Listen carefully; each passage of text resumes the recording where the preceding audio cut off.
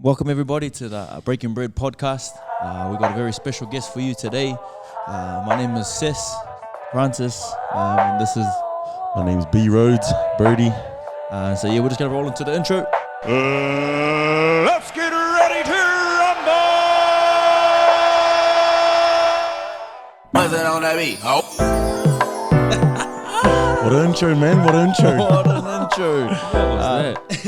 Like I said, we got a very special guest, someone very close to us. And for our very first episode, we just want to welcome the Docs, Freedom Vaha'akolo.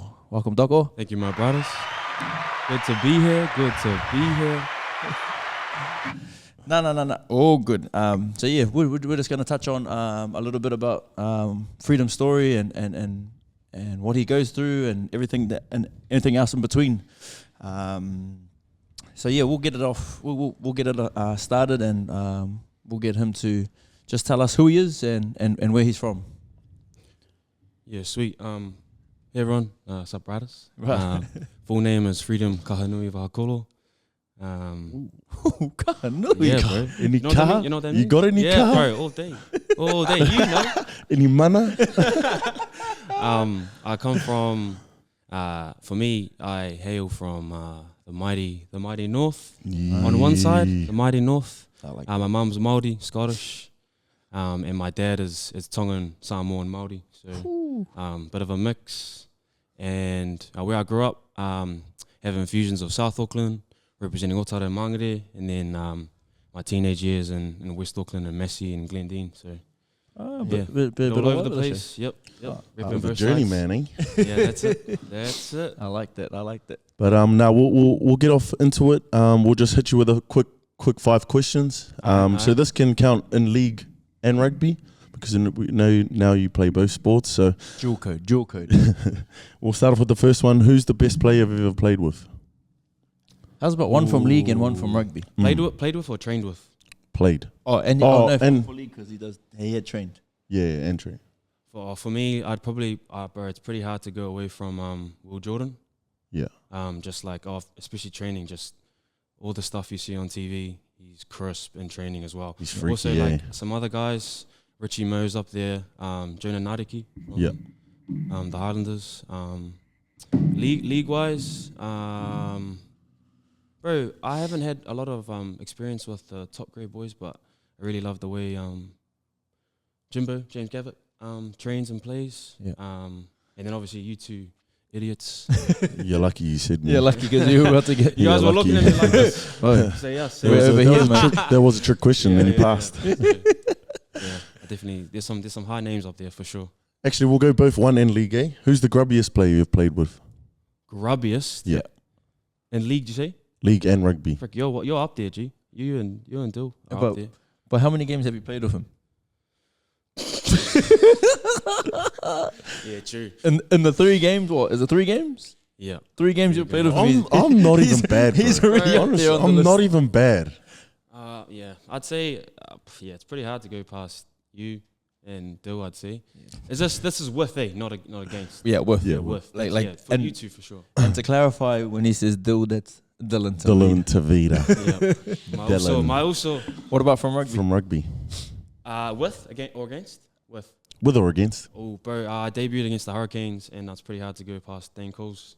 Is he a grub? I heard he's a bit He's of a... like, bro, it's crazy because he's the nicest fella off the Yeah. field, but and he gets a bad rep for what he says on the field, but he was giving it to me in some rocks, and I remember trying to dish back some some yarns, and he was like, "Oh, shut up, young buck," just like stuff like that. Yeah, Can you give us an example of something that he has said or you have heard him say? bro. Without getting into too much detail. Yeah, bro, it's kind of gone around on TikTok and social media, but there was stuff that he says is did you see that video where he said to the ref? Yeah. One of the other guys was complaining. It's like, oh, he's a bit of a mouthy Yeah. C-word. He's a isn't mouthy he? cunt, just isn't like he? stuff like that. Hey, we can fuck swear on this one. yeah. Just stuff like that. So Who's the smelliest? Obviously, that would come down to roomies, or just even like, when you walk around training and just be like, yeah, I'm gonna chuck my my toko Abraham Pole under the bus. Smelliest roommate I've ever had. We last year during pre-season, we all had to go to Queenstown for Super Rugby. We all kind of had to isolate there. And I had to room with that guy for a few weeks, and he's funny, but bro, that guy needs a shower, man. Torture, is it? I love you also. Who's the funniest? Ooh. And either, I'm just going to assume that these questions are for either. Yeah, either. Yeah, We'll just go either. Okay. Jonah Nardiki is hilarious. Just full-time entertainer. Who else would go well? Frick up. Dill's pretty funny. Dill Tavita. He's not funny. He's just the idiot. Yeah, he's. I'm immature as well. I like childish jokes, like anything silly, like pulling pants down, stuff like that. Like that's all my kind of stuff. Dark humor as well. I like dark humor. Yeah. So I'd also put Nani Punivai up there. Play for the Chiefs this year, so he's up there as well. Yeah. Who's a player that you look at and think, fuck, he should have made it? Like, who's a player that should have made it but hasn't quite gone to kick on?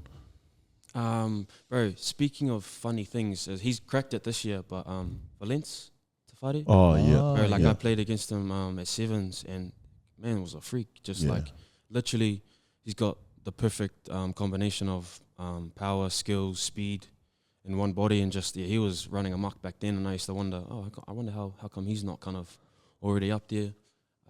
There's actually quite a lot. I feel like even at grassroots level, sometimes it's a timing thing and where you are, but he's probably one person I would have said should have made it a lot sooner, in my opinion. When you talk about all-in-one bod, like he's the definition of you don't need to have abs. Bro, exactly. No, exactly. He is the biggest.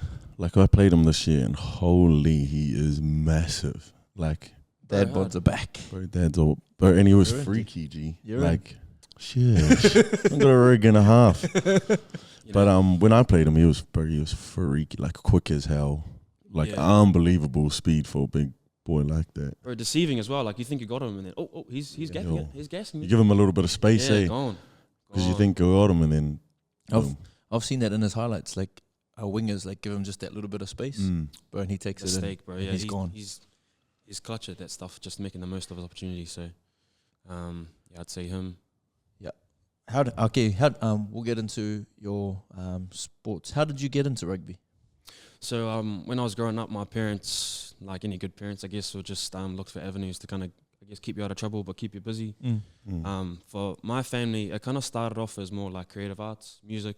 My parents are pastors, so performing at church, singing, stuff like that, dance. You guys have seen us a couple of photos.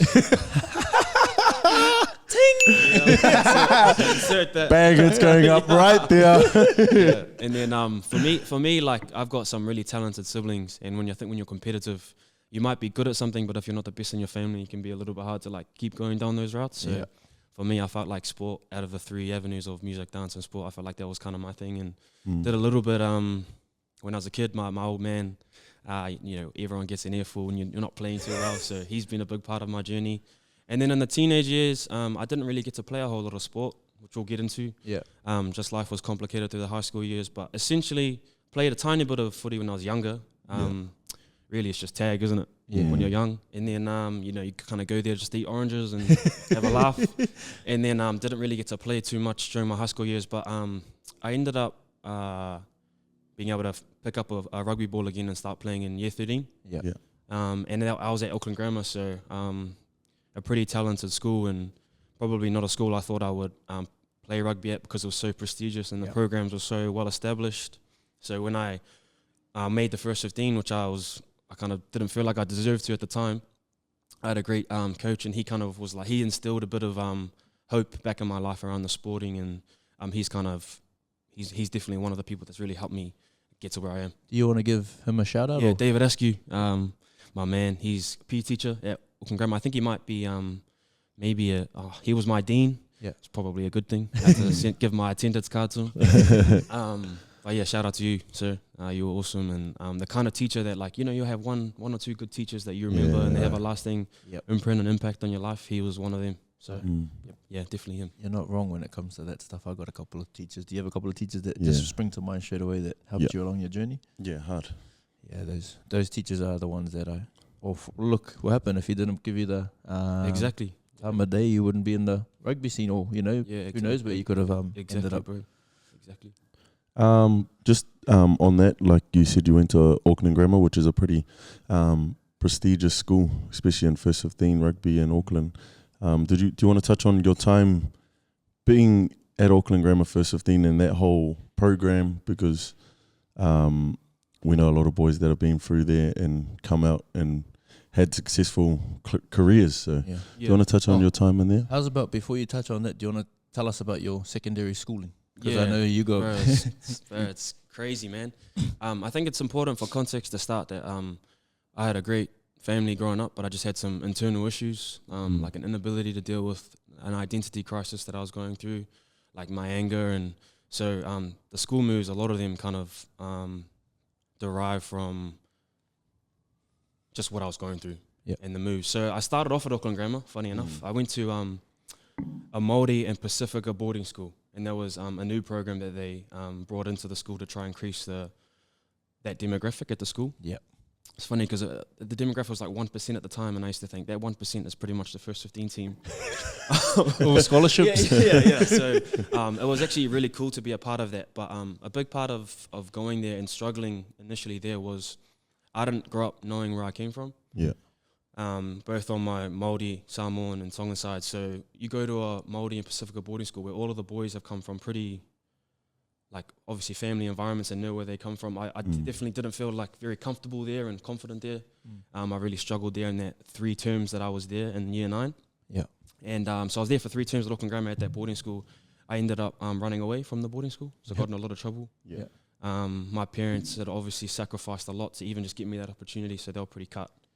And after that, I spent a term at Whangarei Boys. True. Whangarei Boys, and essentially, I was naughty, got kind of sent away. Yeah. Sent away to just be away from family. My grandparents were up there, so I think it was a way of trying to instill some discipline in me. And didn't last very long there. Like I said, I was struggling. I ended up getting suspended from there.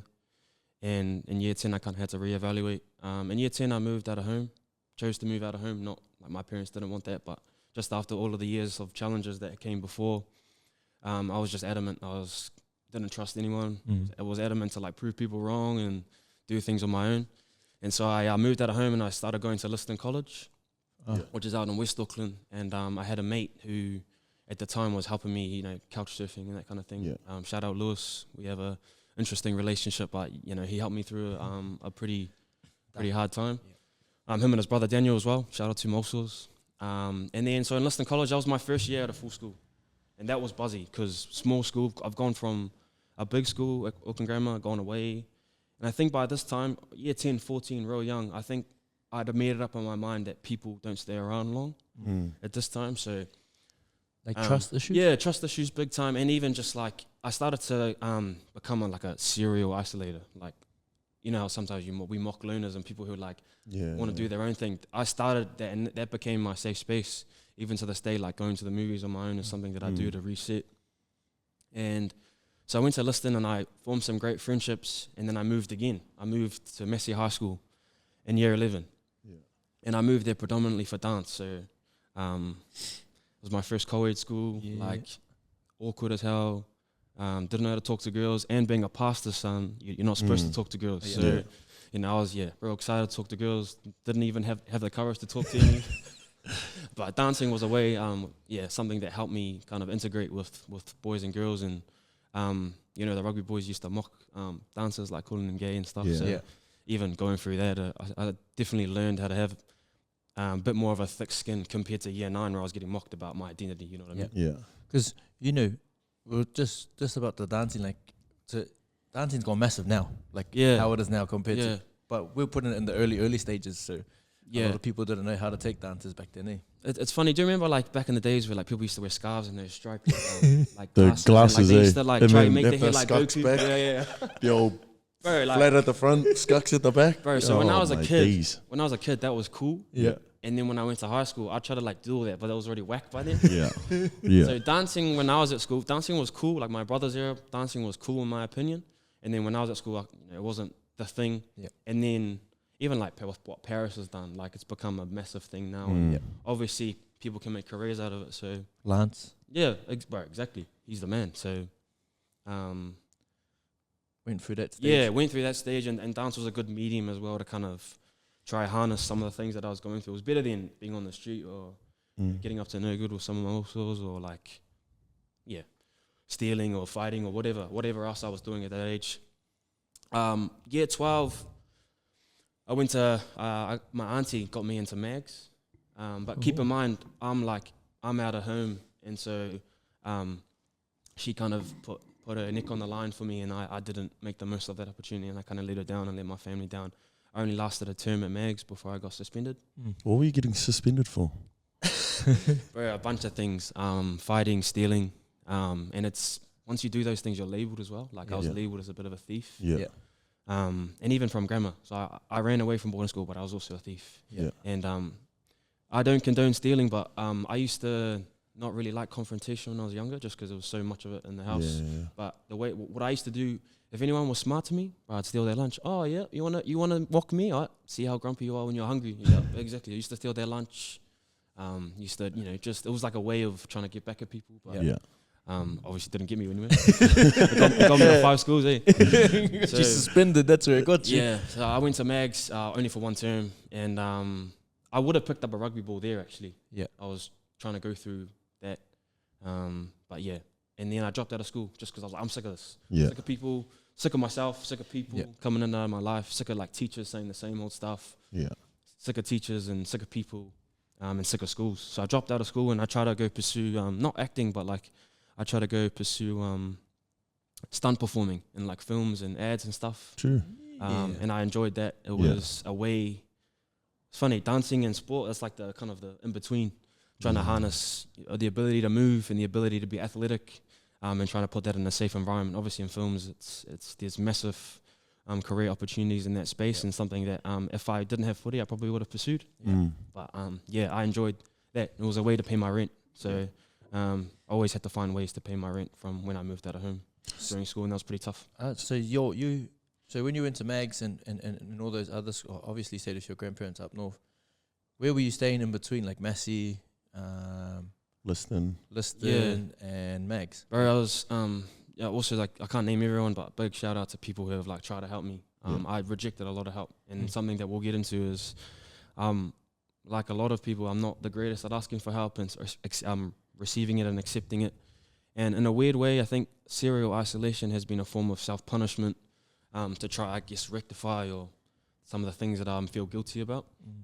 But in year 10, like I said, I moved out, and I moved into one of my friends' houses, and I stayed there for the year, and I was able to get on the independent youth benefit at the time because I was too young to work. So I got into that, and that was able to kind of pay for my school and pay for my living, and that was pretty hard. Like I literally remember not having, like a lot of kids don't have lunch, but I just remember I went from a family where we got lunch, and like there would be dinner most nights, or like every night, and then I kind of had to scrape. And then during Massey, I had a teacher who tried to help me. Like they were really well off and like really good people, but I just don't think, I was a brat, and I don't think they were equipped to kind of deal with some of the challenges that I had. And that was one of the reasons why I moved away from Massey, as she was a teacher, and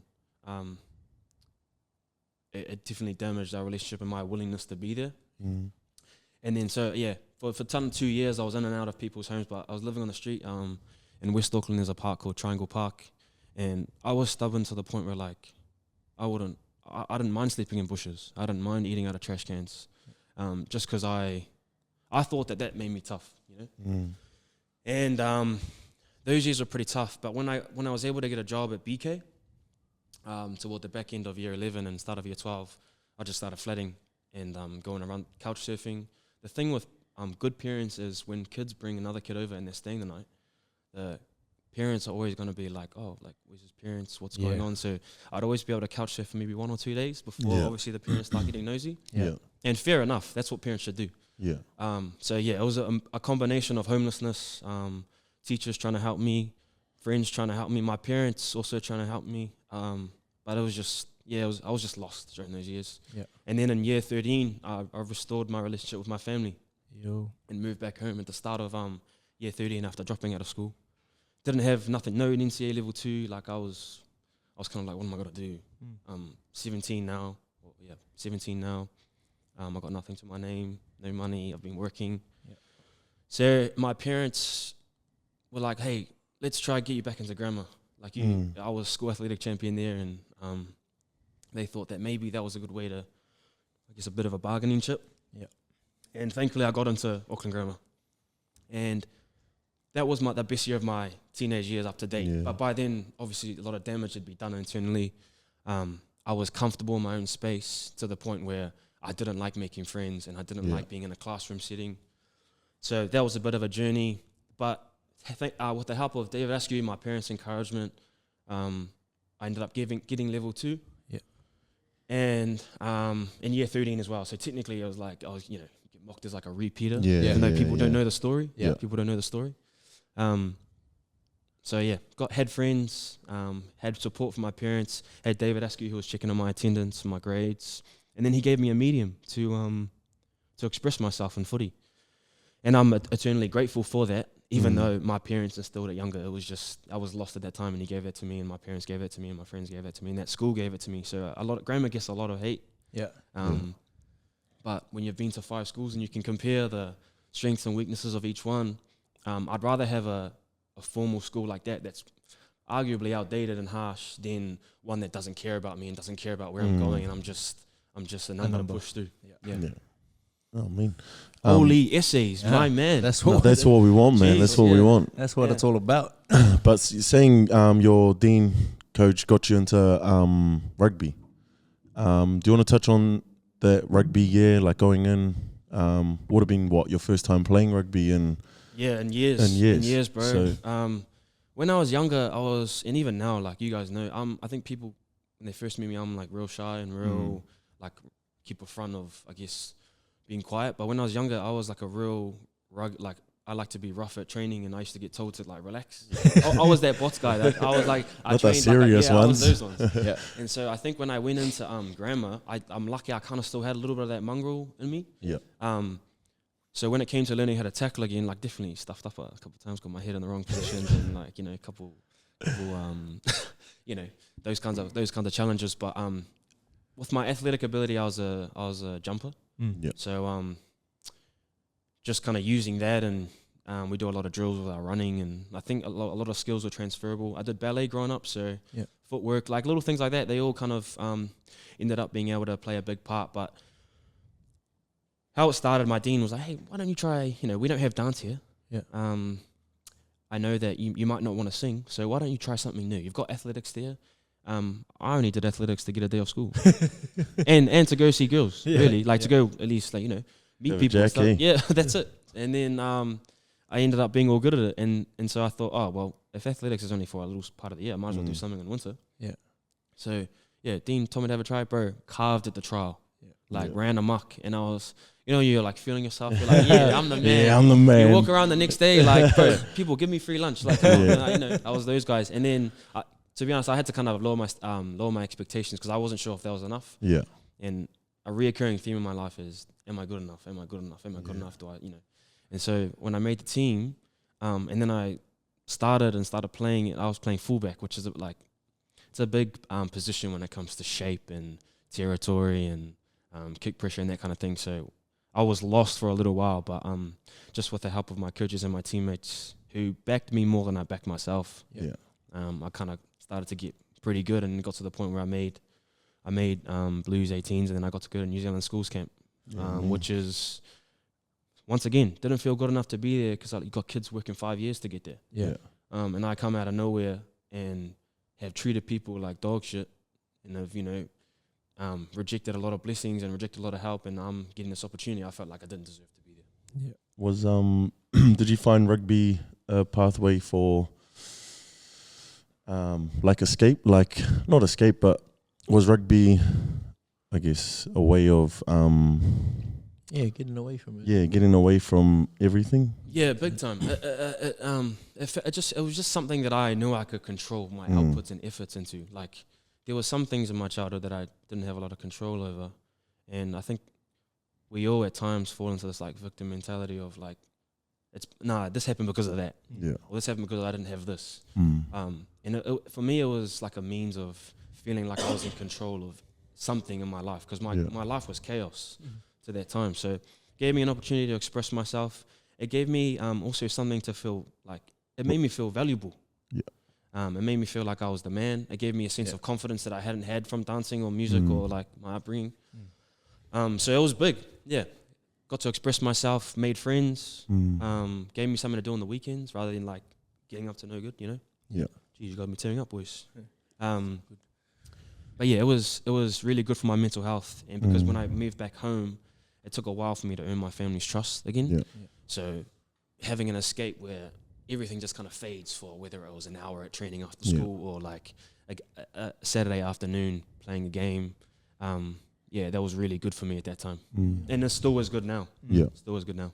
Coming through, obviously Auckland boys, and you went to the Blues and New Zealand schools. What's some of the boys that you came through with that have kicked on today? Yeah, 'Cause obviously so there'd be some. At Auckland Grandma, we kind of had a lot of boys who had left, like Rico and all that. Like that was before me, so I never played with him. Yeah.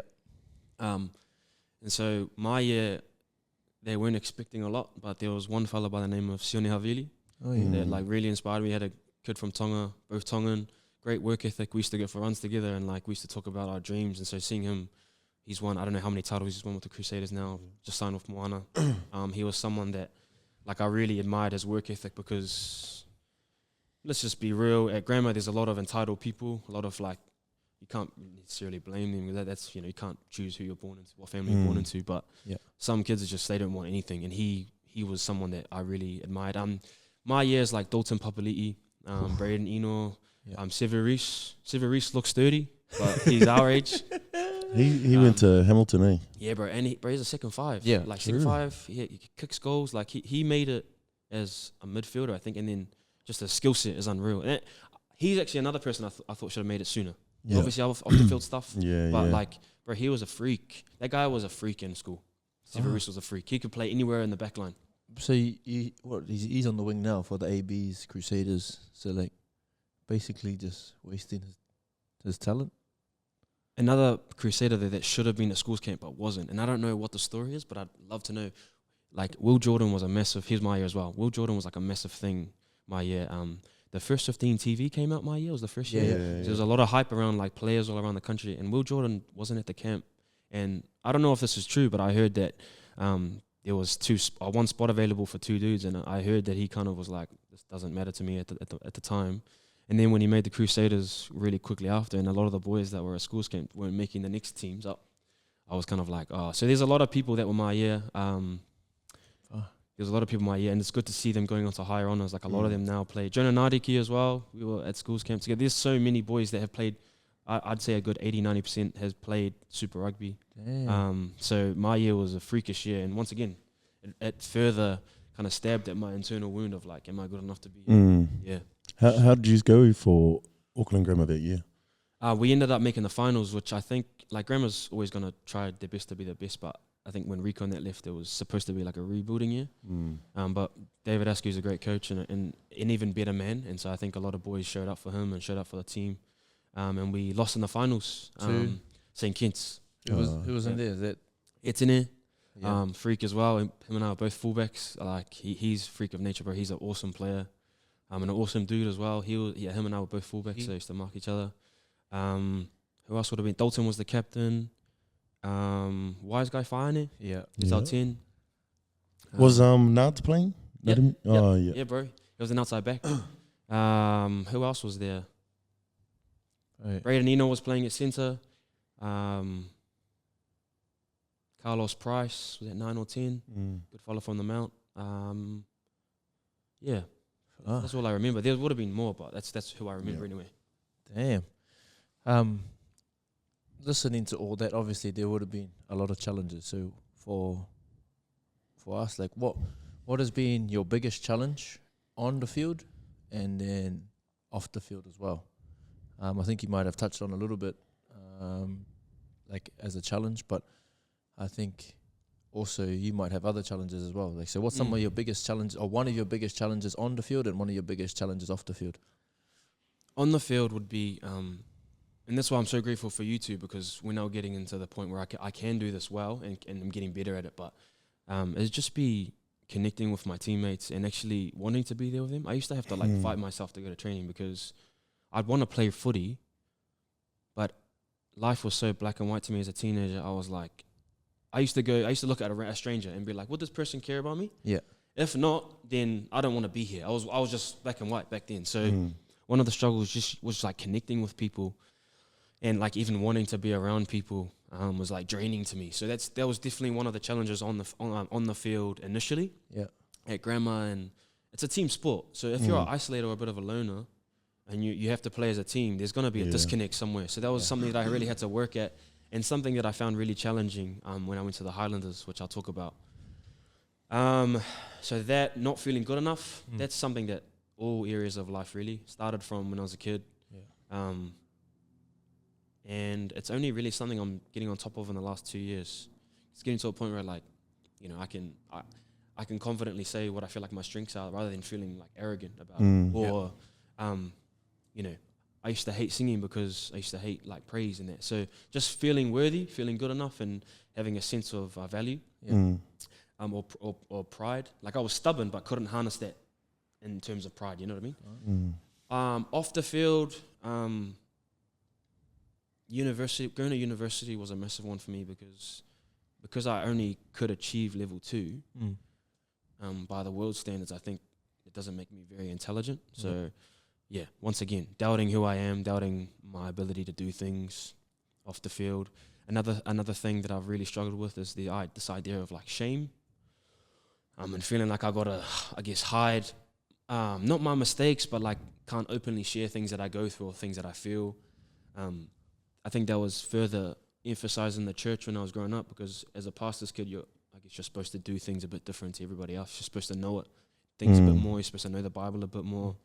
You know, you have more. You know, you operate from a place of high moral principle. Yeah. So, yeah, lots of things, bro. But all of it essentially stems from a lack of confidence and a lack of self-worth. Yeah. All of them have the same theme. I can like attest to what you're talking about as a pastor's child, because from the outside looking in, we see like the pastor. Obviously, the pastor's the leader of the church. So to the congregation or the church, like they're not.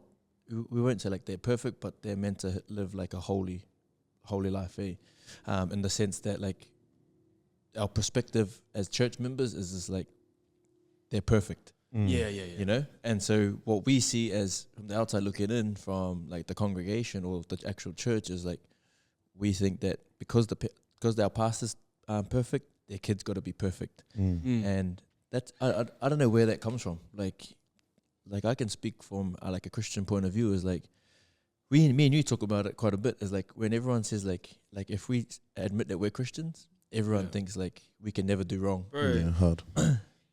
Yeah, like even when I went to Messi High, like talking to girls, I used to just having a normal conversation. I was like, "Hey, you can't talk to girls. You're a Christian." It's like, bro, you know, Christians get married and that, like have kids, and even like little things like my first drink of alcohol. Yeah, like I don't like that. There's this thing around like guilt and shame of just like trying things.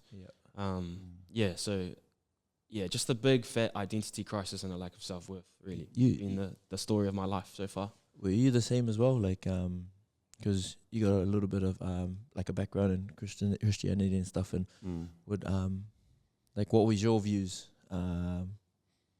being like, coming from that point? I was probably like free. I was a bit of a rebellious rebel of it. Not rebel. My mum was strict.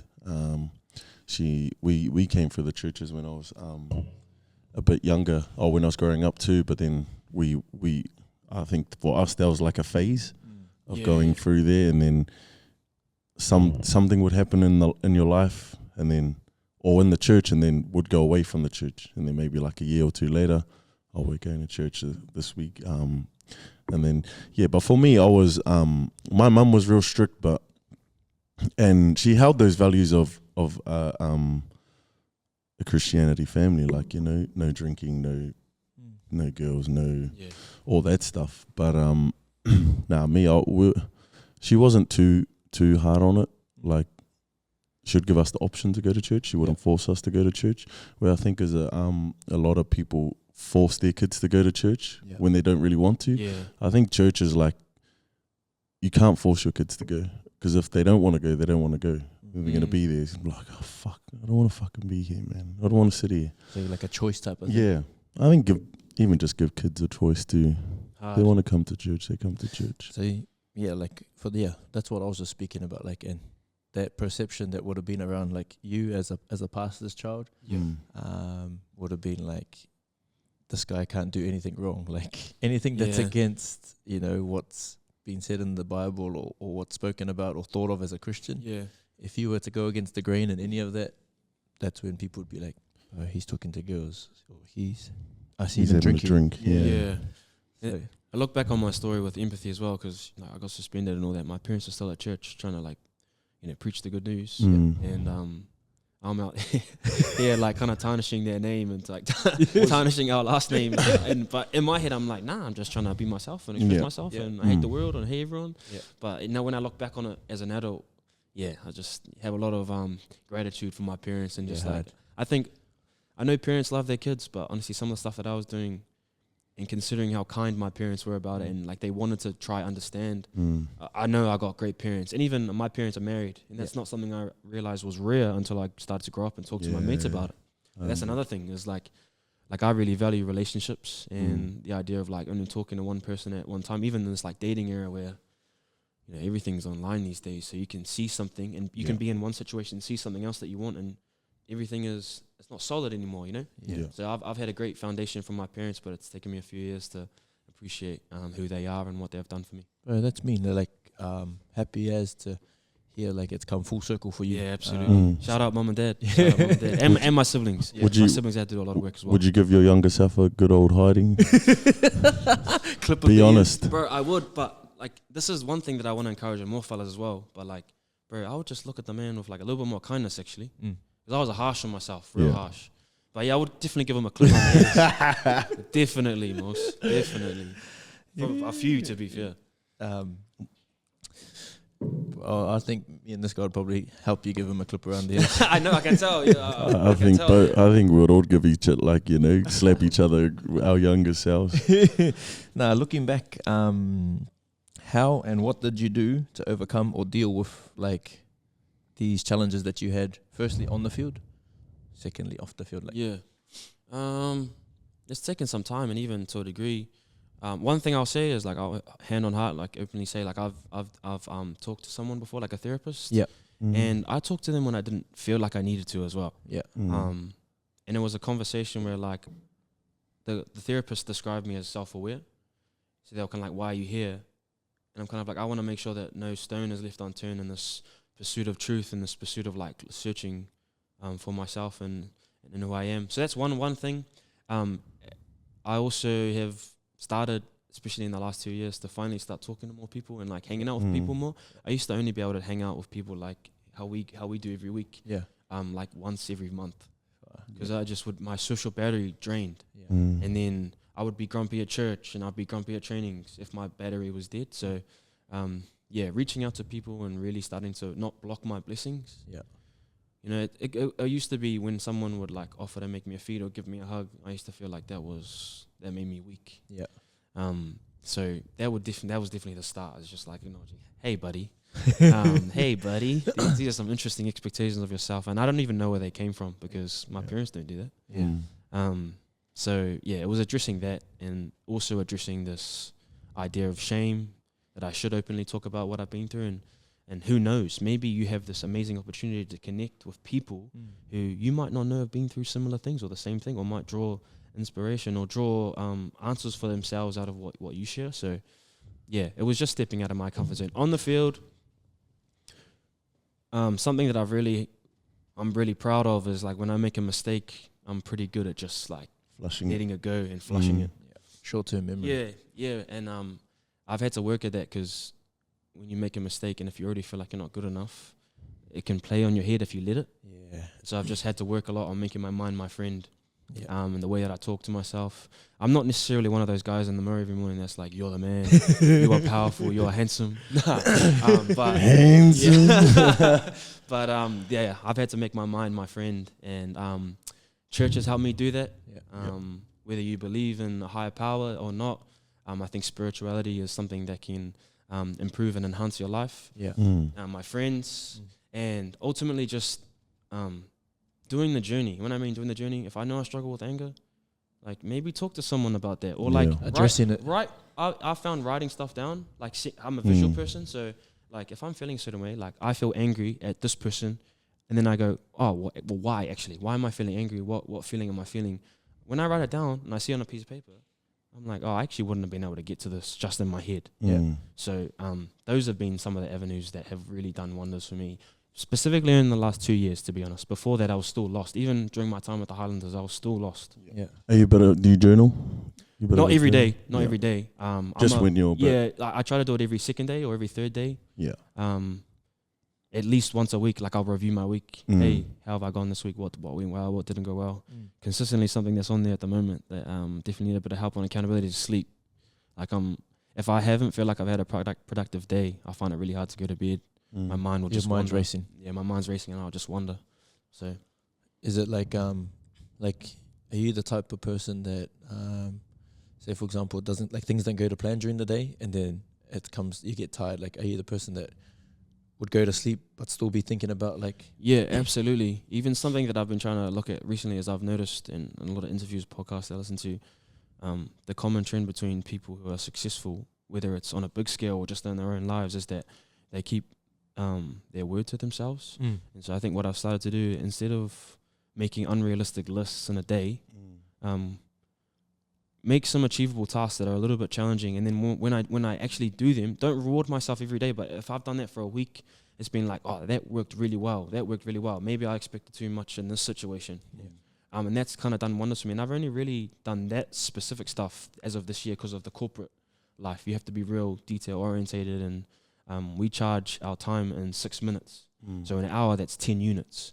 So if you're dawdling about for 2 units, you can't charge that to the client. So I've just started to become a bit more detail orientated and a bit more productive.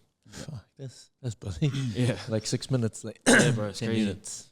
It's crazy. Sometimes it takes me like, it takes me like sometimes 4 units to send an email. And it's like, hey, how are you? Up to. Hey. You free for lunch? I'm just happy to be a tradie, mate. But talking about all your challenges and all the things you've been through growing up, what's some of your, because we know you've had your highs and your lows. So what's been one of your highs? What's been your greatest achievement on the field and off the field? On the field was definitely my Super Rugby debut. Want to talk about your debut? Yeah, Who did you debut against? Yeah, I debuted against the Hurricanes, and I debuted on the wing. It's quite rare for debutants to start. Yeah. So I started, and I was shocked by it, bro. I know Tony Brown backed me, but I was going through some things at the time where I think he kind of knew about them. I thought he wasn't going to pick me at all. Because all that stuff goes into the selection process. Can this person handle the pressure, especially on a debut? And he backed me for it, and I played all good. I was kind of shitting myself a little bit because I knew Geordie Barrett was a good kicker. Like, he used to do these floating bombs. Unreal. And at the back, I was a bit nervous about catching them. And especially in Forsyth Bar, like it's an indoor stadium, and you can hear the crowd like quite a lot compared to when you're playing outdoors. You can't really hear the crowd. So it was an amazing achievement. And I had worked, I didn't get my debut. I went down to Dunedin, and I got my debut like a year and a half later, or something like that. So, or like a year later. So, it came a lot quicker than I thought it was going to come. And I just remember the whole week, like, boys making me feel special at training. Like, even in the weights room, like, they'd be really encouraging me, even if I was only lifting like 60 kgs, like, just boys getting around me. I remember the whole week. I remember telling my family, and at that stage, I hadn't been able to come to any games, away games, because Dunedin's the opposite end of the country. And when I first flew to Dunedin, I thought it was on the North Island. So to have my parents there, my brother there. My brother's a busy person, isn't able to come to a lot of my games. So and so my parents. So to have them there was really special. Yeah. And it was amazing. It was amazing. And then off the field, honestly, bro, my degree. Degree's not for, like, university's not for everyone. And I thought I was the last person that was going to go to university. What I studied, I didn't even think about doing at school. So I studied accounting and commercial law. Commercial law is just fancy way of saying pretty much tax and, auditing pretty much. Better watch out, mate. Yeah, and when I worked quite hard to get it. Actually, I had a bit of a chip on my shoulder. I try to do. Usually, most people full time they do 4 papers a year, and I was doing extra papers to try to get it done. So I finished my degree in just over 2 years. It was a 3-year degree, and I had a chip on my shoulder because once again didn't feel good enough to be there, and I wanted to prove to myself that I was good enough to be there. Yeah, a lot of support, a lot of all-nighters. I've done quite a few all-nighters before exams. I definitely don't recommend that. And we got it done in the end. I really struggled to. I'm a bit of a maths head, so when it came to like a lot of the English written words, one of my final papers was like a 10 to 20,000 word essay. And luckily I could write about it because my topic was how has the Pacifica way of life influenced the practice of accounting. And like an example of that is and we give a lot of tithes in the church. Like a lot of our Pacifica community give a lot of their money to the church.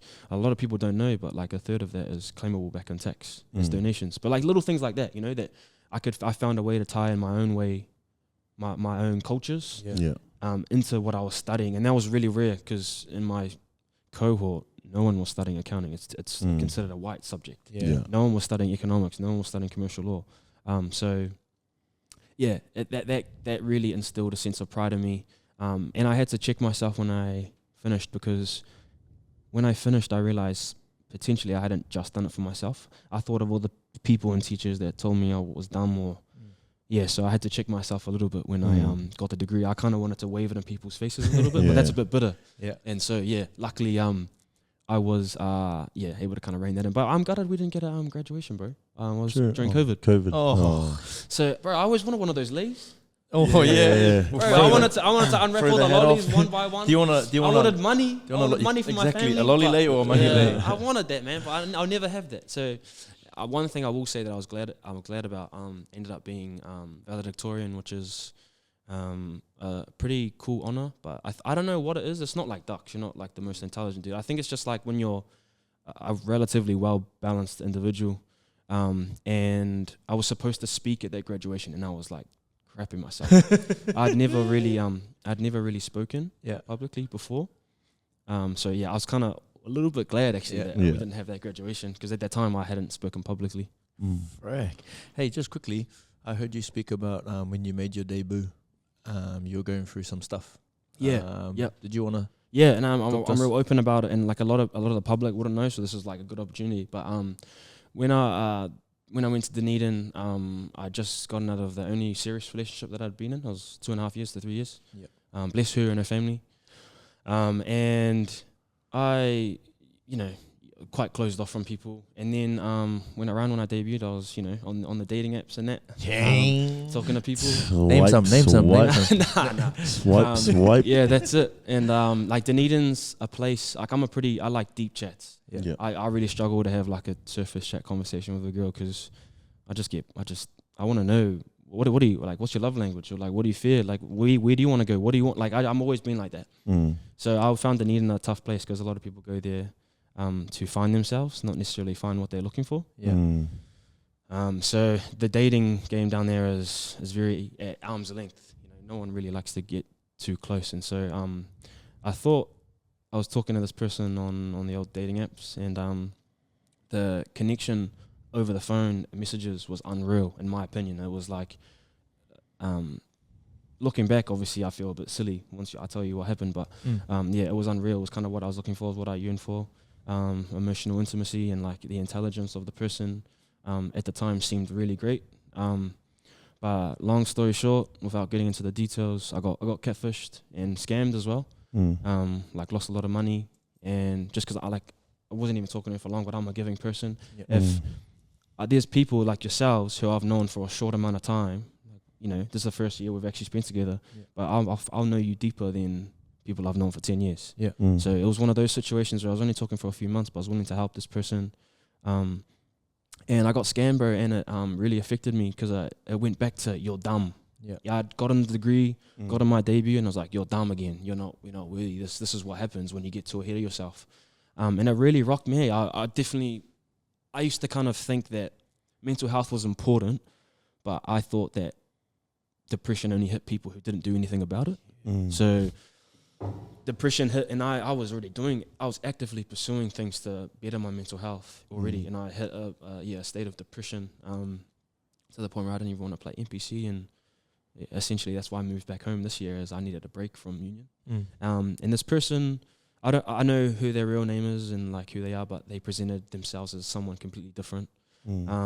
And stole things from me and my family that we'll never be able to get back, never be able to get the time back. It's taken a long time to like really undo the hurt and the trust as well, like the trust issues as well. So yeah, I got catfished and I got scammed, and full transparency, the Highlanders kind of found out about it. And you got to understand that Super Rugby is a business. So when you look at players, the way that I think about it is how much expenses are surrounded in this player and how much revenue are they going to generate. I try to make it simple. And I think with all the stuff that was going on, the fact that I got scammed and I asked for help, I was just a walking expense. I wasn't a revenue generator. And it was shit. Because I was like, if you guys talk about mental health, you guys talk about valuing players, but really you have like a life-changing event like this. The way that I'm making it sound might not sound life-changing, but it was, bro. It was. When you have a life-changing event that happens and you don't support a player, especially a player that is away from home, you guys brought him down for this opportunity and you don't give him the support he needs, I felt like betrayed. And that's when I want to go back to the victim mentality. In that like 6 months of depression, I was like, nah, F these guys. It's their fault. When really, no one forced me to talk to this person. No one forced me to try plan things and the money thing. Like no one forced me to do that. So I had to really put a lot of onus on my own mistake. And it took me a long time to talk about it. I even got to the point, bro, where I was just going to marry this person outright to buy my parents a house because they were super wealthy, or at least said they were. And have you seen like the Tinder swindler on Netflix? It's one of those situations where you've got an unreal connection with someone just talking, and they give you enough information to make it believable, but you don't necessarily have the final pieces or the proof. So it was a bit of a learning curve for me around, okay, you yearned for something so bad that you kind of skipped a couple steps. And so that was a big thing. And the Highlanders didn't want me because told me I was a great rugby player, which is like nice to hear. But when someone's telling you, we're not signing you because of who you are as a person, after all the work you've done on your character, it was a bit of a punch in the throat. And the Crusaders at the time, they threw me a bit of a lifeline, like, look, we're stacked in the outside backs, so you're probably not going to get playing time, but we'll at least give you an opportunity to, while you're going through these things. And this is why I love Scott Robinson, Razor. Got a lot of time for him. He's the kind of person that cares about players, and I'm glad he got the All Blacks role. And I think that he's going to take players. His secret talent is inspiring people. But yeah, I got a lot of respect for him as well because he heard my story, wanted to listen to it as well. Didn't make me feel bad about it. And he was realistic. You're probably not going to play, but this is an environment where you can express yourself while you're going through these things and getting help. You don't have to think about it all day. You can come to training. And I grew to love Christchurch. And now one of my usos, Christian Leo Woolley, shout out to Moso. He's there and just played his first year there, and he's loving it there as well. So got a lot of good memories, but a lot of bad memories down south. On that catfish, but how long did that go for? Bro, that was like 3 to 4 months, bro. Not long enough to be pursuing something serious like I was at the time. It was a real rookie mistake on my part. And I asked my family to trust me, and obviously I let them down.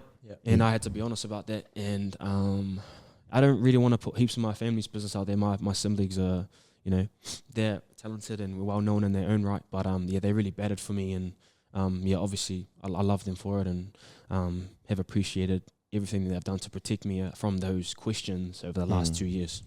That's mean. That's good to see. That's cool to see, like the relationship that obviously you have now with your siblings and your parents. And it was good to get like context behind like your upbringing, because then that goes back to like how when the Highlanders were like saying to you like, oh, you know, you're a good player. Yeah. And you were thinking in your mind like victim was like, you got to remember like what you have gone through. They didn't know that. Yeah. Like your upbringing, like, you know, like a kid exactly. that's just starting to learn to trust people. Now you've taken him out of his, I wouldn't say comfort zone, but now you've taken him out of what he knows and you've taken him to a full new city. And then you put him into like a rugby system where he feels comfortable. Yeah, he's doing his rugby and he's going well. But now this comes along and you're basically saying that, well, we can't have you. Yeah, exactly. Like leaving you out on your own. Yeah, exactly. And I think that's probably my biggest thing and reminder to young bucks is like, it's a business. And we say that a lot, but we don't necessarily have specific conversations about scenarios and actually equip them with the tools. It's like if you're a Pacifica or a Māori or even, no matter what culture you are, if you're a young man that's lived at home your whole life, you have support, and then you go to a new city, you're now in a situation where you have one of the most coveted jobs in the in New Zealand. Like everyone wants to be a rugby player, right? Yeah. And you don't know how to handle that, handle pressure. It can be a tough place and a lonely place, and it was for me. Yeah. You want to talk about some of the pressures? Yeah. On the field and off the field. Obviously, you've gone to a high level in sport, and obviously with an accounting job, you're in one of the. I want to speak it because I hear he's talking about it. Shisha top 4. Yeah. Not that I fully understand. Top 4 in the world. Yeah. So, what's some of the pressures on and off the field that you've been through, or that you go through? I think around your starters, I feel like dealing with pressure. I still got ways to go when it comes to on field, but like off field, I'd say that this is a strength of mine. And I think where it sits from is, and I'm actually trying to break away from this, is like I've always thrived on being underestimated and like being, I guess, the underdog. I think that's something that really drew me to the Highlanders as well. Yeah. I loved everything about the identity of who they are as a footy team.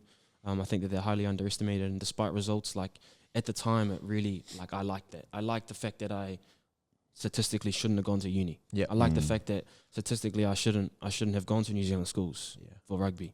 Like little things like that. I always had a bit of a just an interesting relationship with pressure. So I don't think I put a lot of pressure on myself, because sometimes in my head I'm thinking, oh well, I shouldn't be here, but I am. Yeah. So I'm obviously good enough. Yeah. So if I make a mistake, it's all good. It's all good. Like that's how I've operated. Yeah. But now that I'm trying to break away from like underdog, I'm trying to actually raise my standards and be like, no, actually, if I make a mistake and I work at it through all throughout a week or all throughout a month, or I've been trying to work on that, then there needs to be a level of self-accountability. Yeah. So it's not necessarily like bad versus good, it's just shifting the perspective a little bit. So that would be more like, I'd say on and off the field. In terms of my dealing with pressure at work, I think I'm still figuring that out. I'm still a graduate at Deloitte, so they're pretty supportive. But like when you go into a workplace like that, everything you've learned at uni is just contextual information. You're not actually using it. It's a lot like school though too, right? Yeah, like. Do you want to explain to us what the top 4 is? Because Big 4 is like Big 4. Don't Google it or quote me or anything, but Big 4 is like the top 4 professional services firm in the world. To my understanding, anyway, and mainly like my area is accounting, but mainly like offering from like whether it's like acquisitions and with finance. There's like different topics. There's like law, which obviously law is pretty self-explanatory. You've got your accounting services.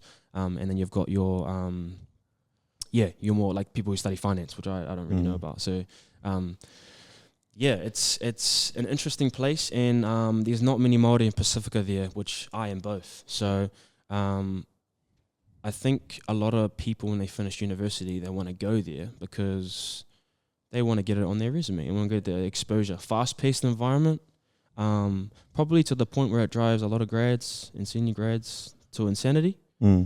And it can be quite harsh because like you dress up in a suit, you don't get paid enough to dress up in the suit initially. And you're all of a sudden trying to be this like dapper professional person that most people aren't. Yeah.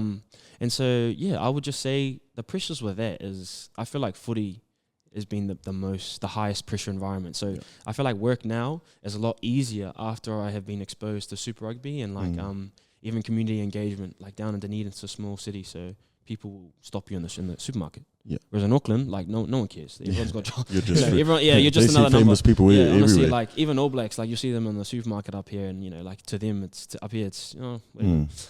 So I don't really know how to answer that question around pressure, like on the field. I just feel like how I've dealt with it in the past has been, people can underestimate me, all good. I know shouldn't be here, but I am, and I think that's a testament to people, myself, my work ethic, people who have supported me, and I've usually lent on that. Yeah. But now you're changing. But now I'm trying to change that, and I'm still figuring that out. So I don't really have answers to that question. And I think on that note, I think probably we as men need to get better at when we don't know the answer to a question, actually saying that. I actually don't know. Yeah, I actually don't know. I'm pretty good at, if someone asks me a question I don't know, I'm pretty good at talking shit. Oh, absolutely. Bro, that's half my job. That's half my job, bro. So that's my way of, I think, explaining it when I don't know. Just start mumbling and yeah, hard. I have absolutely no clue what they're on, but I just went through one year. When he started talking about acquisitions and stuff, do you know what that is? You never even heard of that word, I boy. don't even know what accounting. Masole only passed level 2, but he's got a degree. Shit. I only passed level 1. But like you've talked about your pressures and rugby and that. I'm gonna go off the what we had planned, but I want to talk about. So you said you played rugby, you've played at Highlanders, now you play league. Yeah. And you play for us. That's how we've gotten to know you, and we have this connection now. Is I want to hear what like your transition from rugby to league. Yeah. And how's that been for you? Like being in the league environment, obviously Point Chef being a well-known club, and how's that been for you? Yeah, first of all, big shout out to Point Chef and you guys as a part of that family. Similar to what David Askew offered me, it's just been a new place to express myself and be a young man, be an adult, have like be around a great culture, you know, and be a part of it. I think whenever I'm in a new environment, historically, I've always been a bit shy to try contribute, but like this has been one of the first times I felt confident enough to the point where I can I can say something or call something out. I haven't had to yet, but might do on Tuesday. Yeah. We won't talk about it. Not funny. Yeah. Not funny. Shout out to them. But the transition, how it started was off the back of the scam. Yeah. I needed a break from union, and that was scary because, bro, Super Rugby has been so tough because I've never had a full contract. I've always had like short-term contracts, and I'll give numbers. I don't mind talking. Like, I haven't ever earned over 60K in a year because of how rugby short. structure. Yeah, and like for people that don't know, if you get a full-time Super Rugby contract, it pays you throughout the whole year, so you don't necessarily need to worry about the off season. Yeah. But when you're in my position, you need to have like other jobs on the go. Like you need to have try be the best you can with money. And you know what boys are like the Super Rugby players, they're gonna want to go out and eat dinner. But can I afford that? Yeah. No. So you have to almost separate yourself from your own teammates who you spend every waking hour with. You travel away on the weekends because people forget rugby isn't like a Monday to Friday. Yeah. You know, you do your work Monday to Friday, and then you got your business end on Saturday, Sunday. Yeah. So yeah, it's been. I needed to get away, and I needed more stability, is what I'm trying to say. My rugby career so far has been filled with financial hardship, really, just trying to make it. That's what why it's been hard dating. You know, no point trying to date if you don't even have money to go out and get ice cream. Bro, what's the point? You know what I mean? You asked Sis about his first date to go take girls out on the first date, and they end up paying for it. Shout out to Charles. Yeah, exactly, bro. Exactly. So pick her up. That's all I needed. I had to pick her up. That's why. Yeah. So all of this is a big kind of going into what I'm trying to say now is I needed a break. And I was nervous because I'm walking away from a financial income source. Yeah. And I want to try something new that statistically, keep going back to statistics, I'm probably not going to crack in league because I'm picking it up for the first time. It's a different sport. All of the systems here in New Zealand are well established and lead to only one team we have here, which is the Warriors. Yeah. And so, my transition has been mainly for my own well-being. Yeah. Who knows? Might go back to union at some stage, but bro, I've enjoyed the league environment way more. And I believe that part of the reason is obviously because of the culture we have at Point Chef. and also the friendships that I forged. The fact that I hang with you guys at least, I'd say 8 times a month, going from once a month when it used to be, like that just shows how much I'm loving it and how much you guys are a part of my weekly life. Yeah. So I found the game itself quite challenging, and I think I'm still finding my feet, because as an outside back, I thrive in space, and in league, when you're trying to go up the middle, you know you're not going to get it. So it's just been a mindset switch and even a skill switch. Like on defense and union, you always trust your inside and you let him take his man. Whereas in league, you don't leave your man to tackle someone by himself, because that's how people get gain line and get quick plays of the ball and get tries. Yeah. So it's just been a bit of a shift, and honestly, I would say that there's no like tougher one than the other, but I would say league has been more challenging in the athletic areas for myself than union was, because in league there's more efforts, there's more need to carry into forwards. You have to do things. You can't leave your man. You can't trust your man to do a job by himself. So I found that aspect completely flipping on its head quite challenging, but rewarding because of some of the friendships and some of the fun I'm having with you boys. No, that's pretty buzzy, because when you first came, the first time you played league, you didn't even know how to play the game. Yeah, you were there. You were there. I was just catch the ball, run, try, score, try. Oh, and how many? I don't know how many tries you ended up scoring at the Maldives Rugby League comp. Just a little nudge. Yeah. Hey. Next subject. Next subject. Moving on. Losses. So dealing with losses. How do you deal with losses? And firstly, before you answer that, are you a sore loser? Yeah, I've definitely become one, bro. Yeah. Once again, I used to feel pretty not good at losing, because no one wants to be good at losing, but like I used to deal with it all good, because I always go back to this idea of statistics. Yeah. Like, hey, I'm just happy to be here. Like those vibes. I'm just happy to be here. I'm just happy to be here. Yeah. I'm just happy that I don't have to spend every hour by myself like I used to. You know what I mean? So initially I used to deal with losses all good. Like I would be cut up about it. Yeah. And you know how I'm a bit of an energy person, so I can feel other people's energy. When they're sad, I would act sad, because I don't want to be that happy chappy guy when everyone's actually pissed off. Yeah. But now, like, as I've grown up a bit more and I guess start to have a bit more pride in what I do and like what I'm involved in, when I lose and if I've contributed to a loss, then it's actually, I'll get annoyed. Yeah. And I'm a sore loser now for sure. Like yesterday, they should have been playing R&B, because I was facing the shower, facing the wall, like, the water's coming on the back of my neck and I'm feeling sorry for myself, like I'm those guys, Yeah. But yeah, it wasn't always like that. I think I'm a sore loser because I've raised my standards. That's what I keep telling myself anyway. How do you deal with it? Are you quick to forget? You move on, or are you? I've learned that you should never say everything straight away. Yeah. An example is like, Simon Sinek. I watched an interview of his, and he talked about like the power of timing in words. And he talked about this, I think it was a friend or a colleague that he had, and he went to watch that play, and the play was terrible.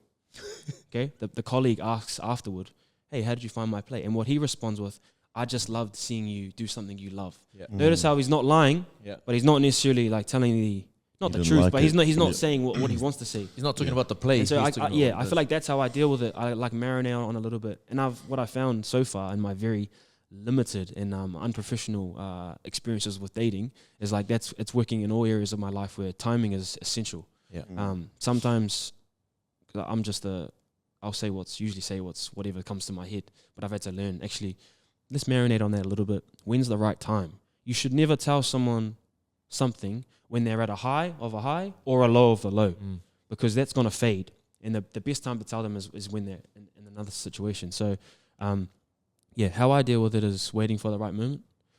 If something also, or like one of my friends or a situation, if I'm feeling like someone needs a pat on the back or like just presence, I feel like that's a bit of a strength of mine. So I usually deal with it in that way as well. I give someone else presence and they give me their presence, and that kind of helps me deal with it. And not feel like I'm doing it by myself or managing it alone. But yeah, timing is probably the one thing that I feel like has really enhanced my life in the last couple of years. Yeah. Like what's life outside of footy for Freedom? what's some stuff you like to do outside of footy? Obviously, footy plays only a small part in our lives. What does Freedom's life look like without footy in it?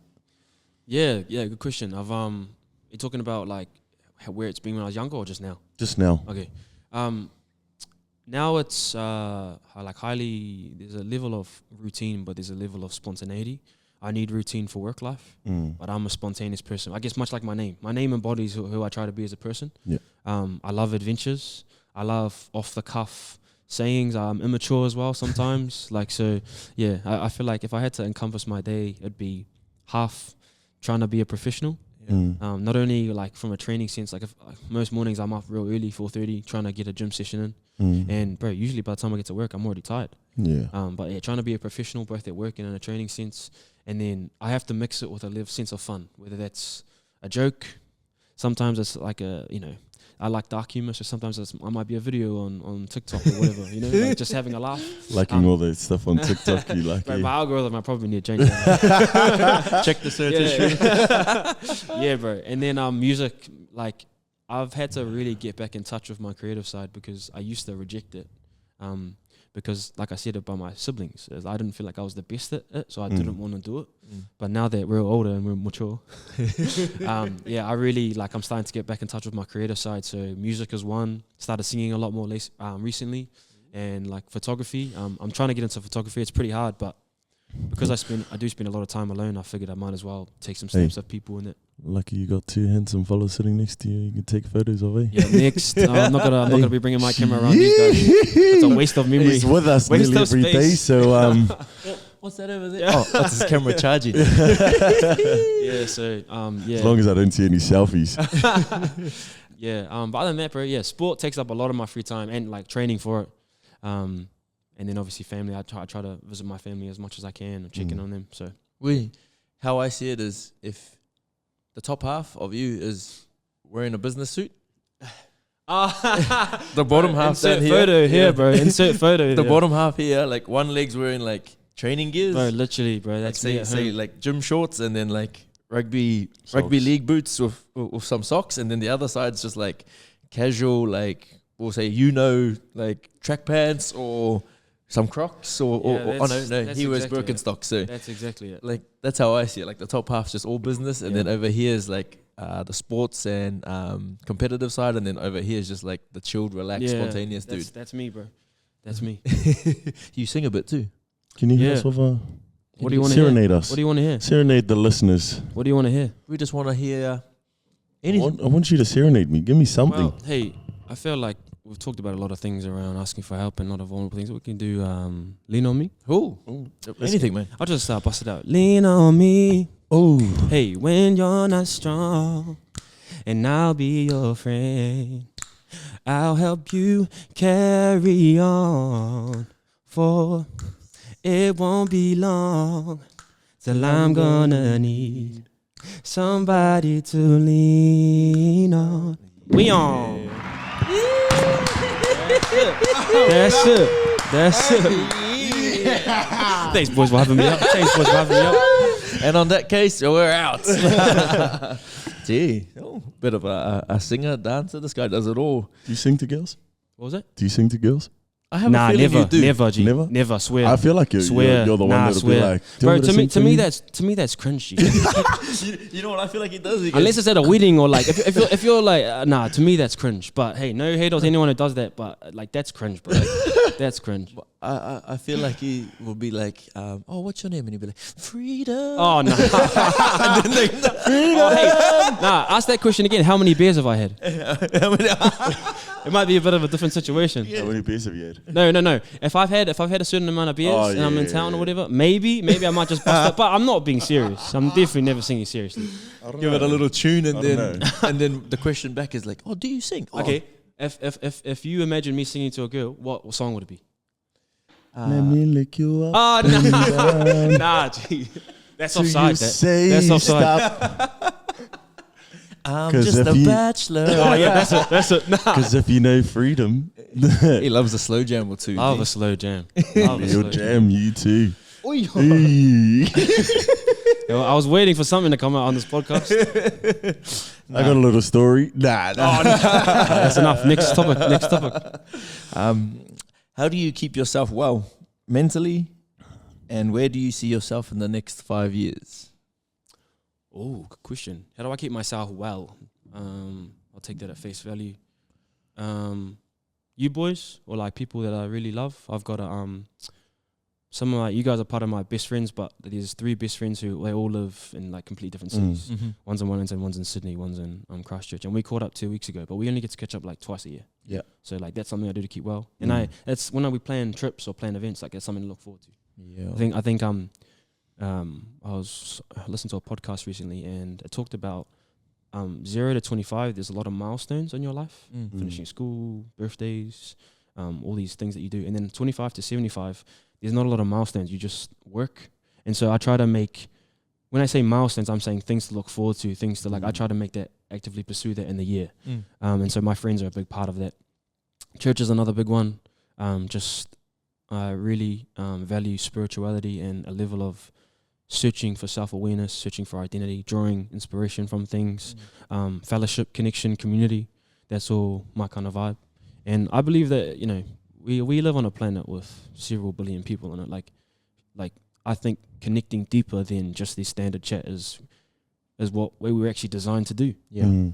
So yeah, those are probably the main ones that I do, other than sport. Do we see you on stage for praise and worship at church at Life by any chance anytime soon? Or Probably not. I think Get them on, those man. guys are talented, man. Get Those 'em guys on. are talented, man. Backup I singer. might harmonize. Yeah, I can do a good low harmony. So get me on there. But Any dance crews in the church or? yeah, luckily not at Life. Because if there was one, I'd probably be in it. gonna start something. Yeah. So other than that, yeah. Mostly you boys, especially recently. Yeah. Big time. Well, we do a lot together. Yeah. Yeah. It's Getting been sick of yous actually. nearly every day together. I need new friends. No. So we must be or like I feel privileged to know you as a person, because when you talk about like, you know, like hugs and all of that stuff, like, you know, when we handshake, we give each other a hug. Yeah, like, hard. You know, that stuff, like to me, hearing you say that and speaking about that, like it truly does show like not only have you turned the leaf in your, like a page in your book, but obviously now like the love that you have for us, Yeah, hard. is definitely vice versa. I've gotten to know you pretty well. Hard. We've had late night McDonald's feeds That's instead of going out. Instead of Early mornings. Yep. We haven't had too many early mornings. No, yeah, not too many. We've had some shisha chats. Actually, a little story I'll tell you about Freedom. The beginning of the year for our first game, I won't get into the full details, but wasn't really keen to play the first game. And I was just going through like a stage where I just told our coach at the time, I'm like, don't play me on Saturday. This was on a Friday. I said, don't play me. I don't want to play. And we went, like I was going through some stuff with my wife, like me and her were just talking about like, you know, why like go back to your why and all of that stuff. And me and this guy have spoken about it, and she asked me like why do you want to play? And I said, because I just want to make sure that like the likes of Freedom, Letty was in getting his first game at the time, and I think there was a couple of new boys as well. Like there was their first games, and I just wanted to be there to like make their experience at Point Chev like a positive but a fun one. Yeah. And I think I had lost that why, and I just like not long after I said Freedom's name, literally like 2 minutes later, me and my wife were at Shisha, and all I remember is Freedom come walking down. Remember we had spoken about it, and then like Freedom just come down. Mind you, like we've only just started hanging out, Yeah. and then come down, and he sat with me and Charles, and we're having a chat, and we're just speaking about like the game and everything and whatnot. And then as soon as like we left Shisha, Charles goes to me, how do you feel now? And I was like, man, that was like a blessing in disguise. Yeah. Like, I was speaking about wanting to make a good experience for these boys, and then Freedom comes down, and it just showed like my why. Like that was my why I wanted to play the game and why I wanted to make sure of all of that stuff. So for me, it was and then now that we've got a lot closer hanging out, it's been pretty buzzy. Bro, that's it. And further context of that story is I wasn't gonna go to Shisha. I just had this random inclination to like just go. and that's rare. I only go there for you boys. Yeah. And I'm comfortable going anywhere by myself. Yeah. But like it's not something I try to do too much anymore, especially if there's not a reason to. Yeah. So what's crazier is that I felt like I needed to go there, and I didn't know why. And so when I saw you there, and I didn't know you were there, Yeah. I was like, oh, maybe this is why. And the reason I say that is sometimes I just want to encourage people. Sometimes someone might pop into your head randomly, and you're like, what? Why has this thought come into my head? I encourage you to like low key act on it, whether it's sending a text or like checking in on a person. I've found that sometimes it's like life's way of actually just kind of pushing you in a little bit of a direction that you actually need to be, and it's usually not something that requires a long-term investment. It's like a moment. It'll usually be a moment. Yeah. Yeah. I truly believe that like that was a blessing in disguise. So. Yeah, no, cool boys, cool story. Oh, all the while you weren't here. Yeah, that was in another country. But where do you see yourself in 5 years? Oh yeah, sorry, I didn't answer that one. First of all, I see I see our friendships stronger, and that's awesome because I'm 26 now, and for a good 23 years of my life, 30 years, knocking on 30. we on. These are golden years, by the way, Fano. I don't know why everyone fears them. Embrace. Prime. Yeah, that's it. Prime time. Yeah, I'd definitely like. For 23 years, I felt real lonely. So just enhancing my friendships more and my relationships with my family. That's something I'm really proud of. Like if I died tomorrow, at peace with like my family knows I love them. My family knows I regularly try to see them. Yeah. So I feel like people get often let busyness of life. I feel a sense of peace inside. But yeah, enhancing my friendships. I definitely see becoming more competent in my job. Yeah. Because that's I'm not necessarily the most competent at the moment. First year in an accounting firm, so I definitely see footy in it, but like footy back at a professional level. Yeah. And I do see a tiny bit of more experience overseas. Like with footy, when you travel overseas, you don't actually get to see stuff or experience the culture. You can't really try the food. You don't want to change your routine up before a game and go try, let's just say Thai, and you end up getting sick. Yeah, getting sick. Shit in the ass. Yeah, that's it, bro. When I went to Fiji, we were playing. Who were we playing there? Oh yeah, Fiji draw. Bro, I was so scared to try any other food, just because I don't want to get sick. But it was great. So just more worldly experiences, but ultimately just, and I want to say this as well, considering the catfish. But I really want to manifest, more love into my life as well in the next 5 years, and so far it's. Everyone in Auckland is a small place, so everyone that you could date has dated someone that you know. So, geez, I think I need to go overseas. There's always someone for everyone. Hearing what you said about love, when me and Ua did our first one, he goes, "Where do you see yourself in 5 years?" And I go, "Hopefully settled down." Where do you guys see yourself? So you settled down? No. Well, hey, I'm praying for it because damn, you need it, bro. You definitely need it, my guy. Anyone out there? Anyone keen? I always laugh at this guy, like when Put them on. Yeah, that's it. I always laugh at this guy when I'm heading home, and I always say, "Oh yeah, Charles sends a message when I'm on my way home because there's dinner made," and he goes, "Fuck, I need a missus, man." Food that's come a mood, home bro. to. Yeah, that's be nice, man. Driving home after shisha at 10 o'clock, like, fuck, what am I going to cook at 10 o'clock at night? Shit. McDonald's. Yeah. Oh, wow. Drive-through coming up. Nah, bro, honestly, we appreciate your time. Ultimately, it's your time, and we appreciate your friendship, brotherhood. Bro, honestly, it's been a pleasure. It's been an honor to be able to not only bring you on the podcast, but outside of footy and hanging out and learning about how each other function, and sometimes we have those D&M talks. Yeah.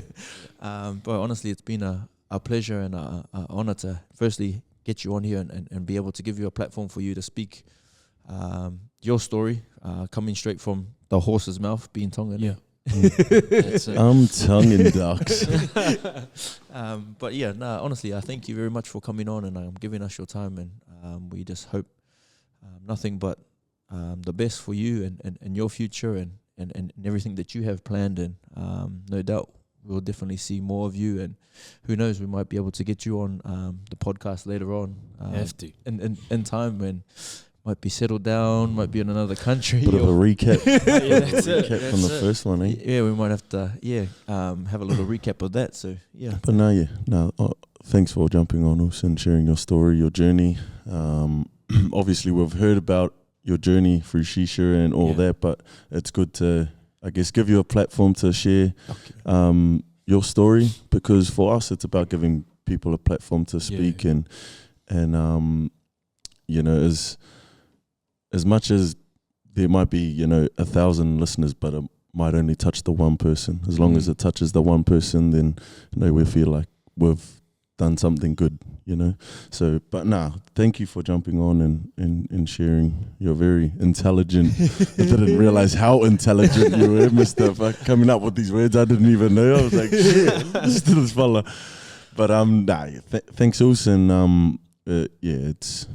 I can't wait to see our friendship grow after this, and obviously manifest some of the stuff you want to happen in your life too. So before we pass it on to you, do you want to ask him the question? Remember that dying question that you said you're going to ask him?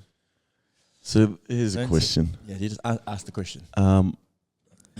Is modern day sports? Is modern day sports a modern day slavery? Professional sports. What's your take on it? Have a think of it. Damn. I don't have to think on it, bro. I think about that stuff. It's just like, this was buzzy. You always got to be aware of, you need to find safe ears for it to land on. Mm-hmm. And I know this is a space that we've created for each other, not only on this podcast, but even outside of this. Yeah. Like, absolutely, I do. But I feel like, bro, even workers, to a degree. And that's why, on that note, which I'll talk about more, like that's why I want to honor you guys for doing this, is because whilst it might not necessarily generate revenue at the moment, people have great ideas, but they don't take the first step, and it's because we're so numb. We're just numb. We're numb to our own ideas and our own brilliance. But yes, to answer your question, sorry, I'd often go off topic, but to answer your question, I do.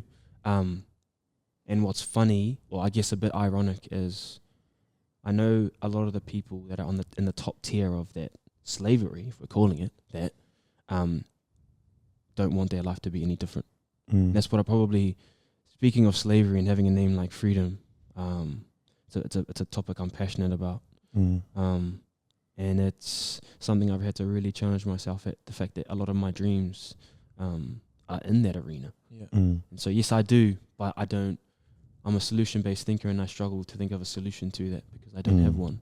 And I haven't had the greatest experience in what I thought would be this life-changing dream experience. So it's a hard.